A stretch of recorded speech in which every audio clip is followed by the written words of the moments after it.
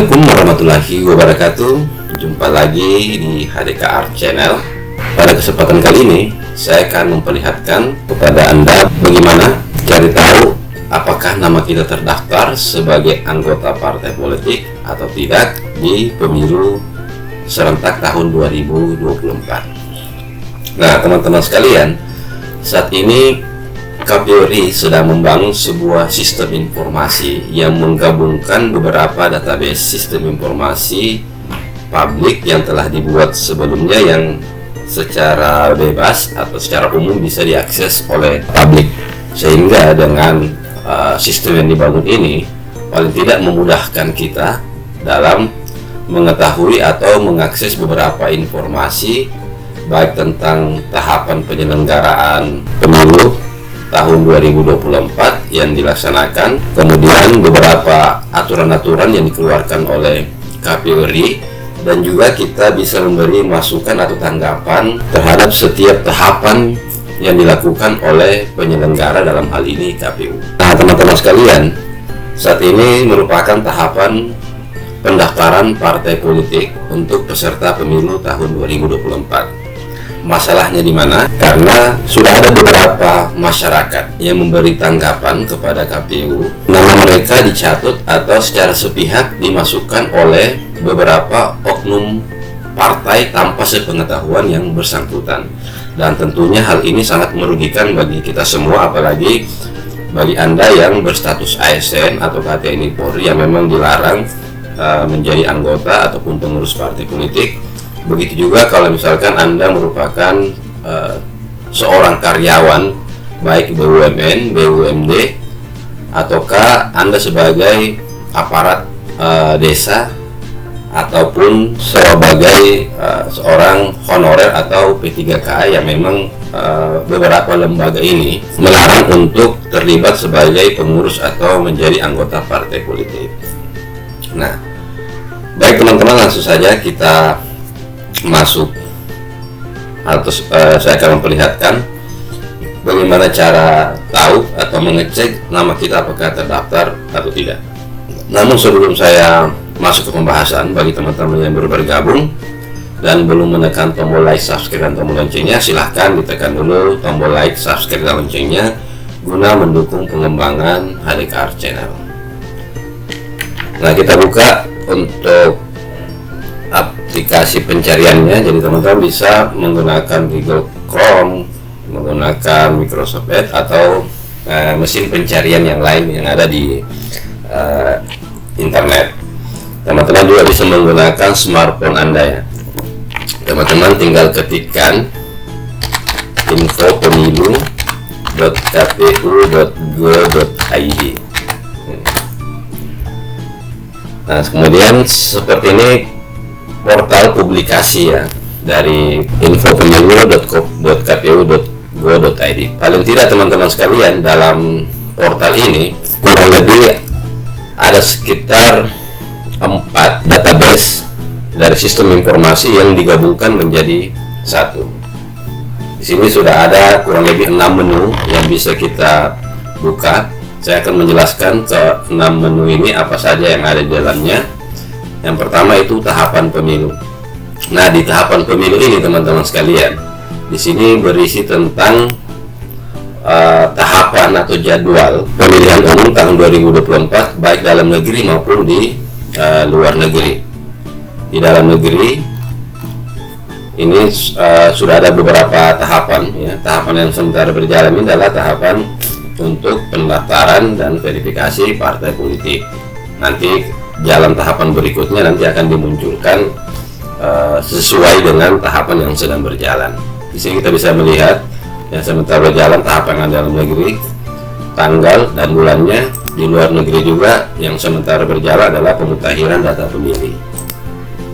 Kemudian di atasnya ada menu partai politik dan menu riwayat pemilu. Nah, ini lebih spesifik ya teman-teman sekalian, mulai dari pendaftaran, tanggapan, dengan ada cek anggota partai politik.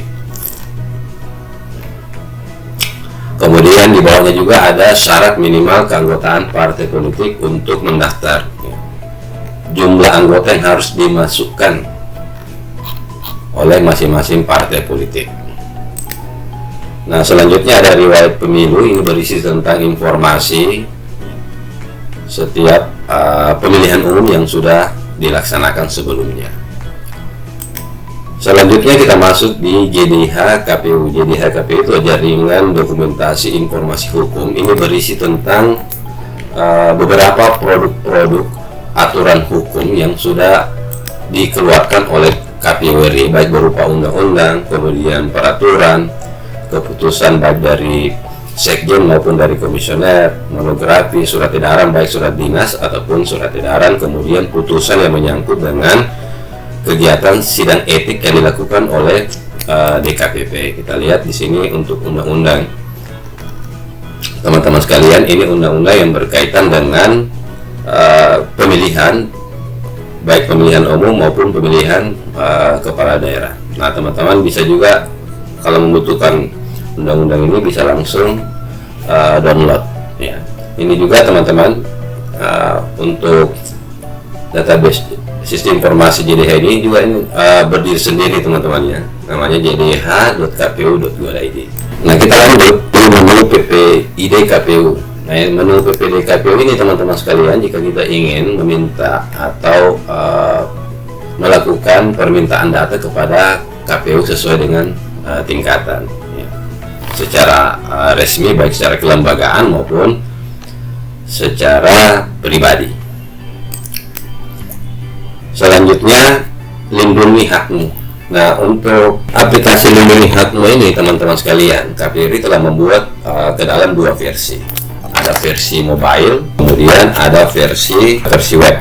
Versi mobile, teman-teman bisa mengunduhnya melalui aplikasi Store atau Google Play Store di smartphone atau HP Anda. Gunanya apa?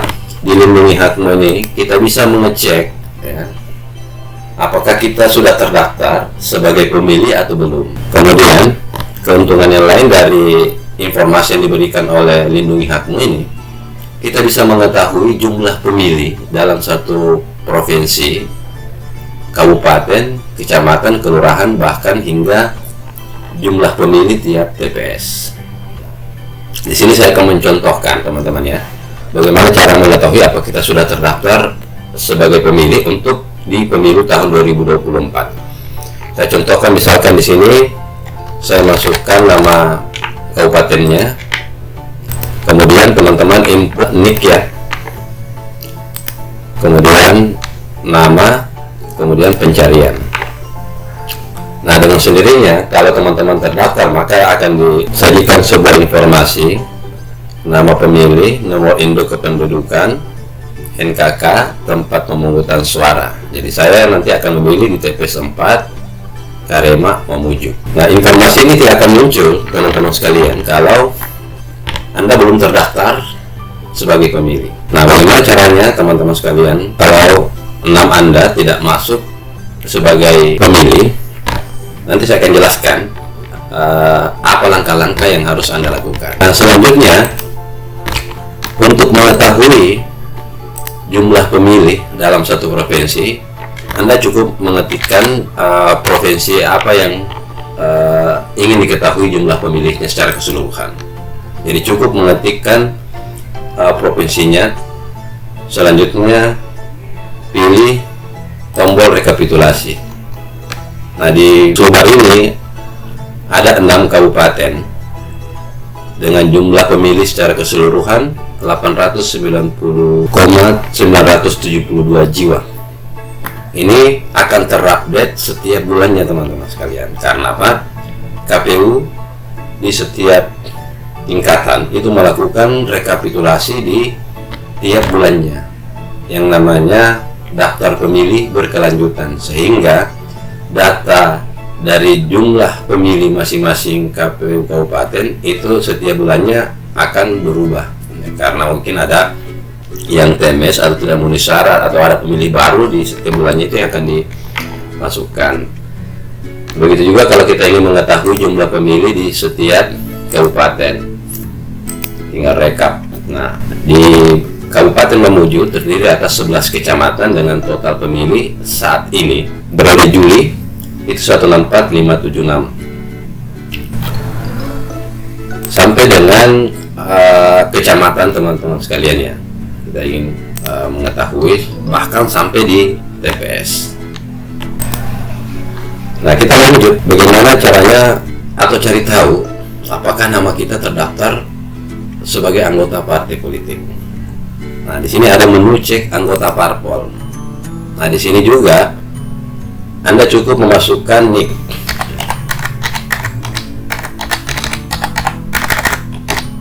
Kemudian pilih saya bukan robot, kemudian klik cari. Nah, jika nama Anda tidak terdaftar sebagai anggota partai politik, maka akan dimunculkan keterangan hasil pencarian NIK dengan sekian-sekian tidak terdaftar dalam Sipol.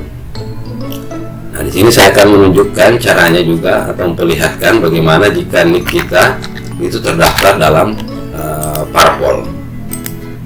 Maka hasil pencarian akan menunjukkan kurang lebih seperti ini, teman-teman ya. NIK dengan sekian terdaftar dalam Sipol.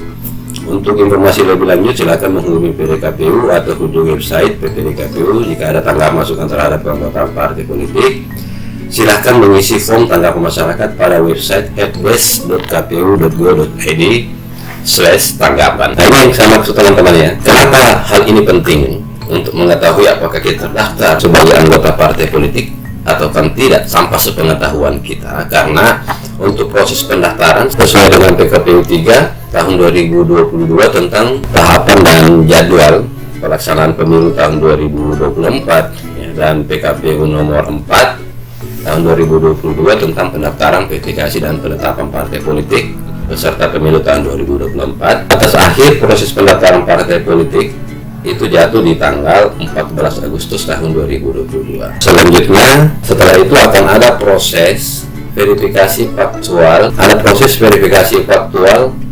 kepengurusan dan keanggotaan. Beruntung teman-teman sekalian, beruntung jika nama Anda masuk dalam sampel yang akan diverifikasi faktual. Kendalanya di mana atau masalahnya di mana? Jika nama kita tidak masuk ke dalam barisan yang akan difaktualkan di lapangan nantinya. Ataukah nama kita terdaftar di parpol yang punya kursi di DPR RI. Itu akan menjadi sulit untuk kita mengetahui kalau kita tidak dari awal mengecek keanggotaan kita. Kenapa? Karena partai, kurang lebih 9 partai peserta pemilu 2019 kemarin yang memiliki kursi di DPR RI itu tidak dilakukan verifikasi faktual keanggotaan. Yang dilakukan verifikasi faktual keanggotaan bagi partai politik yang peserta pemilu tahun 2019 tapi tidak punya perwakilan di DPR RI.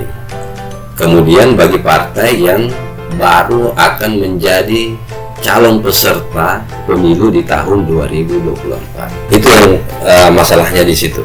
Jadi hal ini jika kita mengetahui, kita masih punya kesempatan hingga di tanggal 13 Desember tahun 2022, karena di tanggal 14 Desember itu sudah penetapan peserta pemilu tahun 2024, partai apa saja yang lolos dan partai apa saja yang tidak lolos. Teman-teman sekalian, yang menjadi masalah juga, walaupun partai itu tidak lolos nantinya, tapi nama kita sudah terlanjur tercaplok atau sudah terlanjur menjadi anggota di salah satu partai politik yang tidak lolos di pemilu 2024, itu juga akan menjadi masalah karena keanggotaan partai politik itu berlaku selama 5 tahun, dan selama 5 tahun ini kita tidak akan, atau aktivitas kita akan terbatas ya. Kita tidak bisa memasuki dunia kerja yang memang mensyaratkan untuk tidak terlibat sebagai anggota partai politik seperti yang saya sudah jelaskan di awal. Lembaga apa saja yang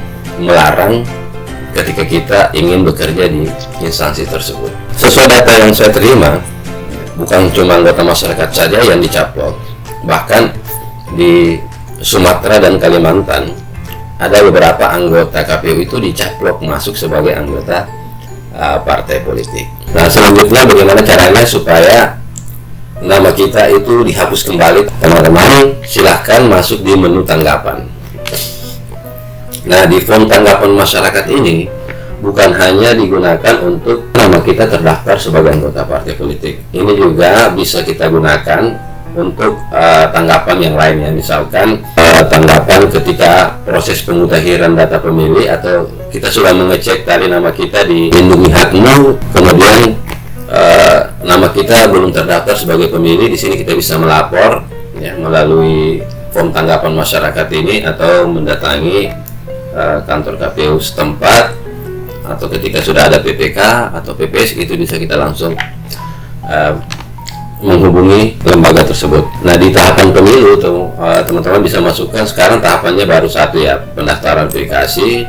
Kalau misalkan nantinya sudah masuk di proses pemutahiran data, nanti di sini akan muncul lagi tahapan pemutahiran data pemilih. Nah, tujuannya di sini Anda bisa isi, bisa tidak. Kalau misalkan kita ingin memasukkan tanggapan tentang kenapa nama saya terdaftar sebagai anggota partai politik tanpa sepengetahuan saya, satuan kerja yang Anda tujukan itu langsung ke KPU RI, karena proses pendaftaran itu tidak lagi berada di KPU Kabupaten tapi terpusat di KPU RI. Di sini silakan masukkan nama Anda, nomor identitasnya, apakah menggunakan KTP, SIM atau paspor, ataukah menggunakan kartu keluarga ya bisa. Kemudian di sini Anda harus mengupload fotokopi KTP atau paspor atau kartu keluarga atau SIM Anda. Masukkan tempat lahirnya, tanggal lahirnya sesuai dengan KTP, jenis kelamin, pekerjaan, alamat, nomor HP, dan email yang bisa dihubungi atau yang aktif. Kemudian tanggapan apa atau masukannya apa. Misalkan Anda masukkan di sini meminta untuk nama Anda dihapus sebagai anggota partai politik A misalkan ya, karena tanpa sepengetahuan saya. Nah, buktinya apa? Anda harus mengcapture ya, hasil pencarian yang sudah Anda lakukan tadi di form cek anggota parpol, itu di screenshot, kemudian itu yang akan Anda kirim ke KPU RI sebagai bukti ya. Jadi bukti ini bisa lebih daripada satu. Kemudian centang dengan ini saya menyatakan bahwa data yang isi adalah benar, pilih saya bukan robot, kemudian submit. Nah, begitu juga kalau tanggapan-tanggapan yang lainnya, misalkan proses perekrutan PPK, PPS, KPPS, bahkan perekrutan KPU. Jadi setiap tahapan tanggapan yang Anda ingin masukkan ke KPU disesuai tingkatan, Anda bisa menggunakan laman fbs.kpu.go.id,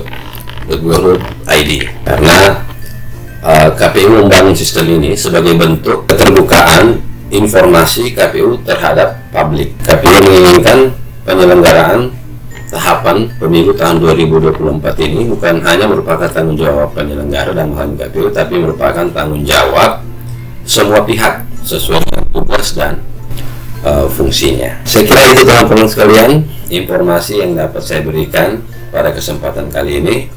Semoga bermanfaat. Jangan lupa dukung terus HDK Art Channel dengan cara tekan tombol subscribe dan tombol loncengnya guna mendapatkan video-video yang lain dari saya. Dan jangan lupa juga like dan share. Wassalamualaikum warahmatullahi wabarakatuh.